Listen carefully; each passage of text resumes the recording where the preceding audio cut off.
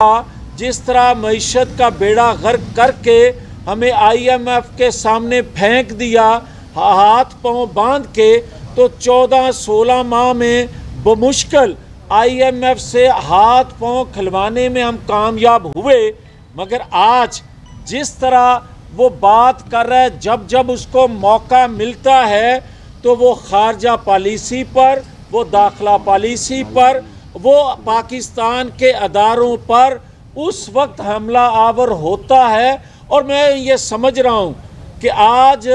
अगर पाकिस्तान के अंदर से उसकी सहूलतकारी या उसको सपोर्ट कम हुई है या उसका एजेंडा आज अंदरूनी तौर पे पूरा नहीं हो रहा या नहीं दिया गया, तो फिर आलमी एजेंडा वो पूरा करने के लिए जो उसको जेल के अंदर सहूलत है, कोई बताए मुझे पाकिस्तान भर की जेलों में एक शख्स का नाम लेकर जिसको 10 कमरे दिए गए हों, जिसके अंदर वो कहता है कि मुझे देसी मुर्गी चाहिए और मुर्गी भी पक्की उम्र की चाहिए।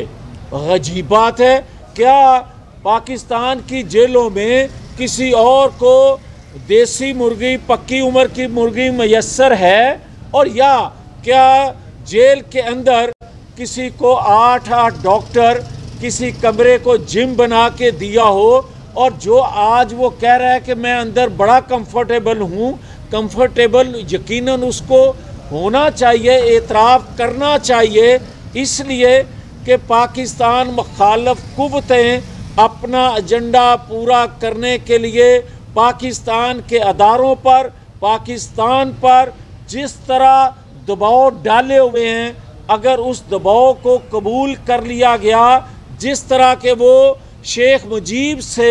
अपने आप को जोड़ रहा है, हालांकि वो एक अलग हिस्ट्री है कि उसको उस पर बात की जा सकती है, मगर जो मैं कहना चाहता हूँ वो 9-10 मई को उसने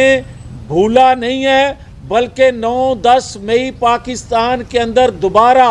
करने की प्लानिंग मनसूबाबंदी जो कर रहा है। और कल वो कह रहा है कि मैं लिख के देने के लिए तैयार हूँ कि PTI जीतेगी। भाई लिख के तो 2018 में ना आप दे सके, 2018 में भी आपको RTS बंद करके, आपको किसी का जहाज़ इस्तेमाल करवा के, आपको पंजाब और मरकज़ में अक्सरियत बना के दी गई, उस वक्त आप लिख के ना दे सके जब जुल्म का सूरज सवा नेज़े पे था, जब तमाम अदारे एक पेज पे थे। तो आज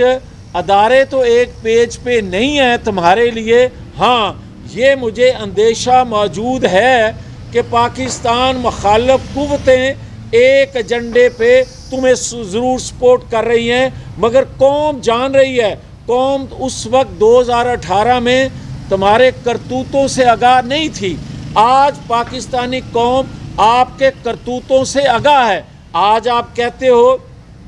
कि मैंने तो जब निकाह हुआ उस वक्त देखा, पाकिस्तान को मदीना की रियासत बनाने के दावेदार को कुछ तो शर्म आनी चाहिए।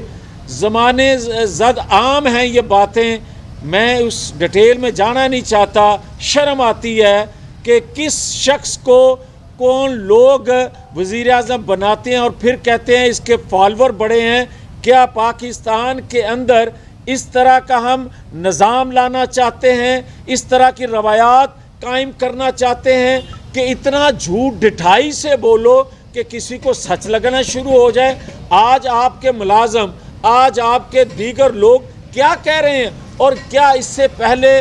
आपने खुद, आपकी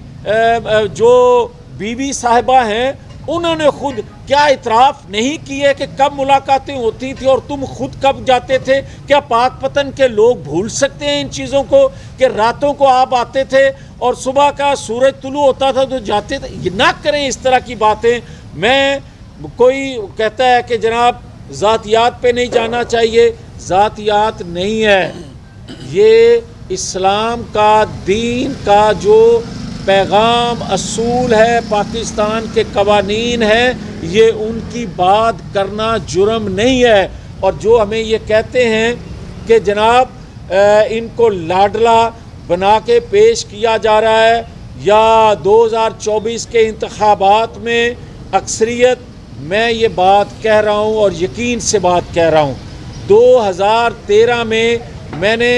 कायदे मोहतरम नवाज शरीफ के साथ पूरे पाकिस्तान में कैंपेन उनके साथ जाकर देखी। मैंने जो उस वक्त देखा था, आज पाकिस्तानी कौम में उससे ज़्यादा उम्मीदें, उससे ज़्यादा नवाज शरीफ पर एतमाद इसलिए देख रहा हूँ कि जो मईशत का बुरा हाल इसने 4-5 सालों में आलमी एजेंडे पर कर दिया, नवाज शरीफ से लोग आखिरी उम्मीद समझते हुए इसको सपोर्ट इसलिए कर रहे हैं कि इस भंवर से, इस गर्दाब से निकालने की अगर कोई पोजीशन में है तो अल्लाह की रहमत के बाद नवाज शरीफ पे लोगों की नज़र है कि यही है वो शख्स जो इस गर्दाब से निकाल सकेगा। बाकी पीपल्स पार्टी का लीडर, उनका जो कहना है, मैं सिर्फ उनको ये कहूँगा कि अंदरून सिंध की फ़िक्र करें।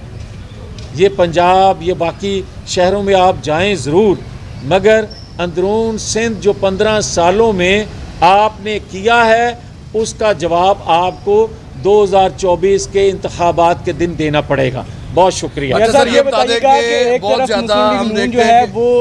टिकटों की तकसीम के लिए इंटरव्यूज़ कर रही है, लेकिन दूसरी जानब जो लीगी रहनुमा हैं उनके अंदर लफ्जी जो जंग है वो छिड़ चुकी है, तो कहीं हालात जो है वो खाना जंगी की तरफ तो नहीं जा रहे? आप एक खाना जंगी को हम बचा रहे हैं, आप पता नहीं किस खाना जंगी की बात कर रहे हैं। हम तो मुल्क को बचाने वाले लोग हैं, और पाकिस्तान को जो सिविल नाफरमानी के बाद 9-10 मई को उसने किया, उससे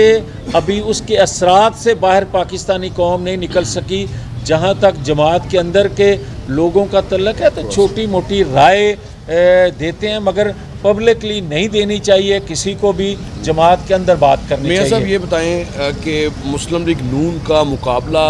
पंजाब में और वफाक में किस जमात के साथ है, क्योंकि पीटीआई तो ज़ेर अताब है, रोज़ गिरफ्तारियाँ हो रही हैं, छोटे छोटे कन्वेंशंस की इजाज़त नहीं है, पकड़ दिकड़ का सिलसिला आज भी जारी है, पुलिस उनके घरों पर पहुंच रही है। उनकी सूरत हाल तो इस तरह की है। पीपल्स पार्टी पंजाब में जो उसकी इंतखाबी सूरत हाल है वो भी आपके सामने है कि उनके पास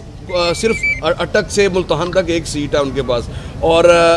कई हलकों में वो नज़र नहीं आ रहे। तो मुकाबला किसके साथ है? देखिए, गुजारिश ये है कि माजी में हमारा मुकाबला जमहूरी मुखालिफ क़ुव्वतों से रहा है।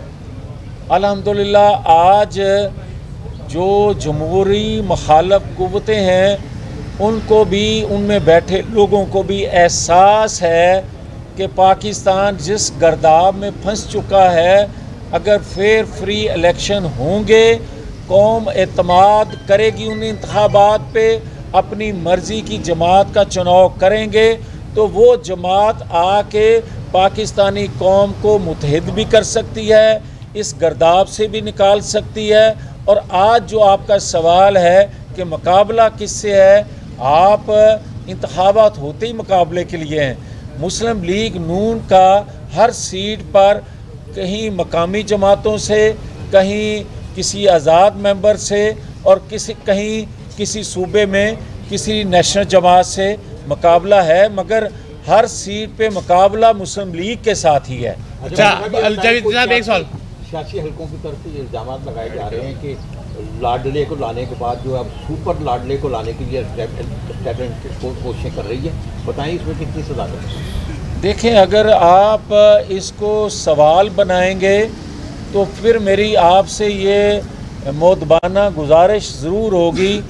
कि जब 2017 में जिसको आज लाडला कहते हैं उसको निकाला क्यों था, बेटे से तनख्वाह ना लेने पे, उस वक्त सवाल करने चाहिए थे कि आपको इससे दुश्मनी क्या है, जबकि पाकिस्तान को सही डगर पे तरक्की की राह पर गामजन कर रहे हैं। तो आज तो पाकिस्तानी कौम के साथ साथ जो अदारों में बैठे वो लोग जो कभी मुखालफ बातें किया करते थे, प्रोपेगेंडा किया करते थे, हाँ ये ज़रूर बात है कि आज भी कुछ लोग जो हैं, कुछ दानश्वर, कुछ तजिया नगार, कुछ एंकर साहबान जिनका उनके बारे में राय है कि वो एक जादू के ज़रिए राय आमा हमवार करते हैं या अपने फ़न से अपना फ़न बेचते हैं या कुछ लोगों की ख्वाहिशात के लिए राह हमवार करते हैं, आज इसलिए वो पूरी नहीं हो सकती कि तमाम पाकिस्तानी कौम की तरह अदारों में बैठे लोग, वो लोग भी आज कह रहे हैं नवाज शरीफ जल्दी आ जा, तेनों अखियाँ उड़ी। जवेद साहब, आपने सिंध की सियासत की और तरक्की की बात की, तो थाना बोला खान और जाम शुरू से जयप्रकाश से लेके लाल चंद तक जो पीपल्स पार्टी और नून लीग के उम्मीदवार हैं हमेशा 30 सालों से एक ही इलाके के हैं, तो क्या दूसरी माइनॉरिटी और दूसरे लोग जो हैं उनका गिला ये है कि क्या पाकिस्तान मुस्लिम लीग नून को सिंध के सिर्फ एक शहर के लोग ही मिले हैं, दीगर पार्टियों को भी नहीं? इस तरह सवाल ये बनता नहीं है, इसलिए कि जमातों में जो कारकर्दगी होती है, वफादारी होती है, उसका हरगिज़ मतलब ये नहीं होता कि आप माछी के से तल्लक रखने वाले 15 लोग हैं और 15 ही वफादार हैं तो उनको इग्नोर किया जा सके। तो इसलिए आप किसी और शहर का रुख करें, भले वो वफादार ना हो, भले उसकी जमात के लिए कोई खिदमात ना हो, कौम के लिए खिदमात ना हो, महज इसलिए कि वहाँ की नुमाइंदगी ये मुनासिब नहीं होता। इमरान खान ने कल कहा कि डोनाल्ड लूक जो है भाजपा के जरिए हमारी जो है गवर्नमेंट को गिराया गया, मैं उनको अदालत में घसीटूंगा। क्या आप समझते हैं कि एक सफ़ीर को अदालत में लाया जा सकता है? कानूनी तौर पे जो राय अगर लेते हैं तो वो तो नहीं लाया जा सकता, मगर आप जिस शख्स का जिक्र कर रहे हैं और जहां वो सवाल कर रहा है, जहां वो उम्मीद कर रहा है, मैं तो कहता हूं कल बुलाते आज बुलाएं। वो जनरल बाजवा साहब को भी, जनरल फैज़ साहब को भी, जस्टिस साकिब निसार का भी नाम लें, जस्टिस आसफ सईद खोसा का भी कभी कभार नाम ले लिया करें, जो सहूलतकारी उनको दे रहे थे, सबको बुलाएं। मैं तो ज़्यादा खुश हूँगा ताकि ये कच्चा चिट्ठा उसकी करतूतों का कौम के सामने आ सके इंतखाबात से पहले। और मैं ये मुतालबा करता हूँ तमाम उन हलकों से कि जो इसके करतूत हैं, महज इसलिए खामोश या महज इसलिए उसको डिले ना किया जाए कि आलमी कुव्वतें, वो कुव्वतें जो पाकिस्तान को स्टेबल नहीं देखना चाहती, उनके दबाव की वजह से वो फैसले ताख़ीर का शिकार हो रहे हैं। वो फैसले इलेक्शन से पहले आने चाहिए, शेड्यूल से पहले आने चाहिए, तमाम लीडरशिप के केसेस के, ताकि कौम को इंतखाब करते वक्त सहूलत हो और वो खुले आज़ाद जहन से वो जा सके वोट कास्ट करने। फैसिलिटेटर्स जो हैं इनका रास्ता कैसे रोका जा सकता? कभी वो पीपल्स पार्टी के, कभी पीटीआई के, कभी मुस्लिम लीग नून के और कभी किसी के, तो इनका रास्ता कैसे, उनको इक़्तिदार में कोई शरीक का कोई फार्मूला है? देखें, बदकिस्मती है कि पाकिस्तान की मईशत जब जब कमज़ोर होती है उस वक्त आलमी सहूलतकारी मैसर आती है उन लोगों को जो चोर दरवाज़ों से इक़्तिदार पर आना चाहते हैं। मगर आप ये देखें कि जब जब मईशत मजबूत होती है तो फिर आलमी कुव्वतों की सहूलतकारी चोर दरवाज़े से आने वालों को मैसर नहीं रहती। इलाकाई और रियासत के अंदर से अदारों के अंदर बैठे कुछ लोगों की मनसूबाबंदी ज़रूर काम कर जाती है, जिस तरह फिर